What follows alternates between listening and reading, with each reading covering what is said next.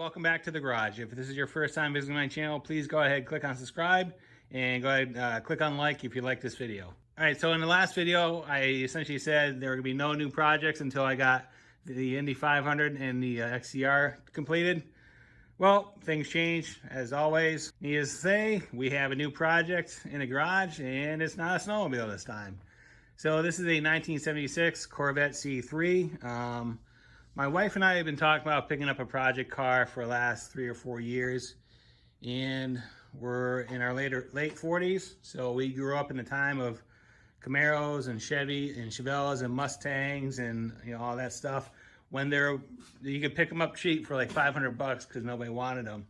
And now everybody knows those cars have quickly become unobtainable for the average person.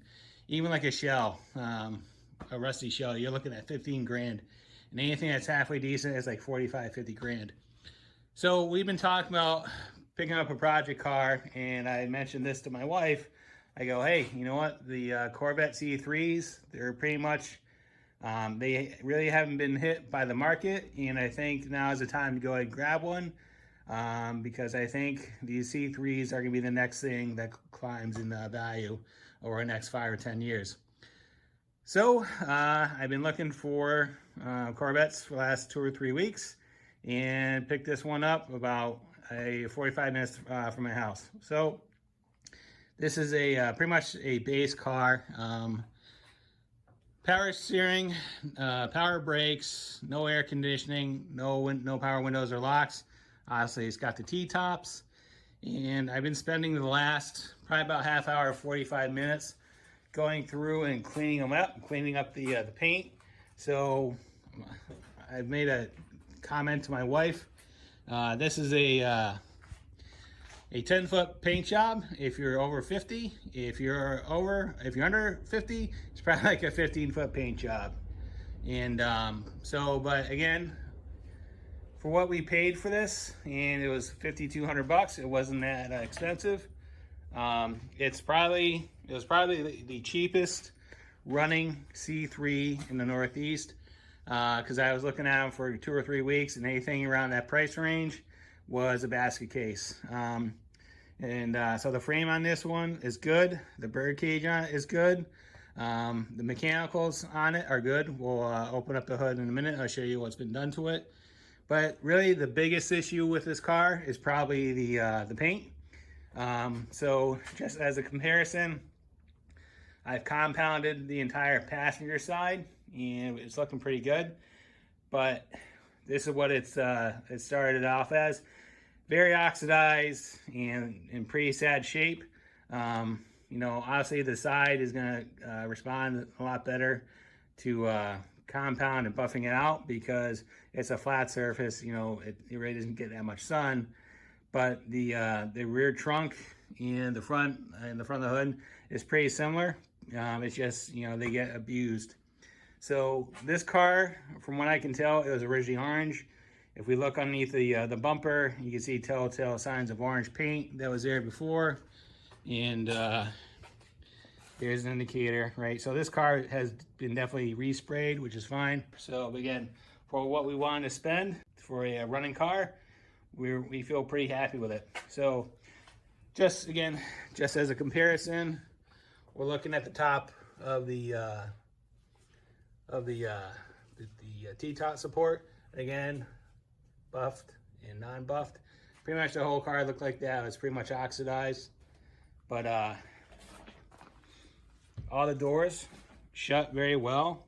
Again, there's some paint issues by the door handle. But if we look at the interior is pretty clean. Again, it's not perfect, but the seats are in good shape. There is one small tear on the driver's side. The passenger side is good. The center console is okay. We'll probably do some work on that. We may try to clean it up or just replace it. It's got a cassette player for anybody that still has cassettes out there. And it's got 136,000 miles on it, all right? No tilt wheel, no telescopic, but it's got the L48 in it, 350 small block, which is pretty typical of these generations of C3s. And when they came out, they were known for low horsepower due to smog and emissions. But on this one, all the smog has been removed, and there has been some modifications to the engine. So why don't we go ahead and open it up? This is the L48, right? So when the C3 came out, the C3 came out in 1968, and then you could get a big block in 68, 69, 71, and 72, and that's when all the smog emissions started, and then the power was significantly decreased because of emissions. So if you're to look at a stock L48 from pretty much 1972 and all the way up to 1982, you would see a ton of emissions control devices on the engine. There would be a smog pump over on the right hand side, and then you would see exhaust manifolds with a bunch of tubing on it and vacuum lines, and all designed to basically reburn exhaust gases. So I'm happy to say that all that stuff was removed before I got it. The person that I bought it from, he really didn't know a lot of history of the car before it got to him, and he only had it for a year, and then he decided to sell it and move on to something else. So, but what I can tell you is the intake has been removed. It has an Edelbrock intake. It's not an Edelbrock carb, but it has a Holley carburetor. It has dual fuel inlets, so there's two bowls on it, a double pumper, I guess you would call it. It also has headers on it and both sides, and no air conditioning, no smog pump. It does have power steering. The radiator looks pretty good. It is missing the seal, or the foam seal, between the core support and the top of the radiator, and that's really designed so when the air is coming up into the car, the air is actually forced into the radiator instead of coming out, so the seal needs to be replaced. And then it's got a new distributor on there, an HDI distributor, so that was replaced at some point. So yeah, so it has the headers, a Edelbrock intake, a Holley carb. As far as what it has for a cam, I don't know. But again, we picked this up yesterday and brought it home, and we were driving it for 45 minutes to an hour.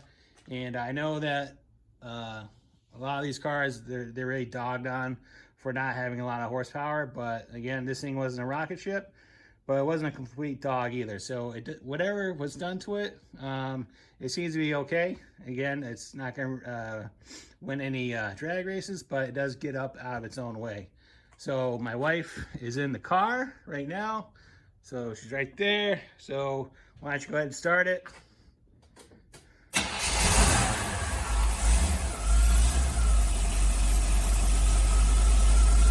So as you hear, it starts right up. Sounds pretty good. Give it a little bit of gas.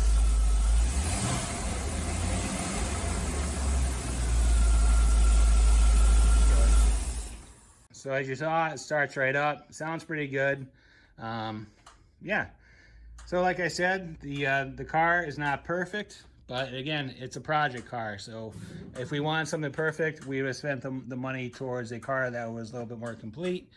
But again, that's kind of what we do around here. You know, we buy stuff that needs some love. This is not a flip car. My wife and I already talked about it. We're gonna keep this one for the long run and go from there. So yeah, so like I said, the frame of this car is solid. The bird cage is good. So what I'm gonna do is, if you're in the market for a C3, what I'm gonna do is I'm gonna kind of do like a buyer's guide, stuff to look out for, whether it be a Corvette, key things to look for. So that'll be the next video coming up. And so we're gonna finish the detail on it, compounding it, and trying to make the best of a bad situation as far as this paint.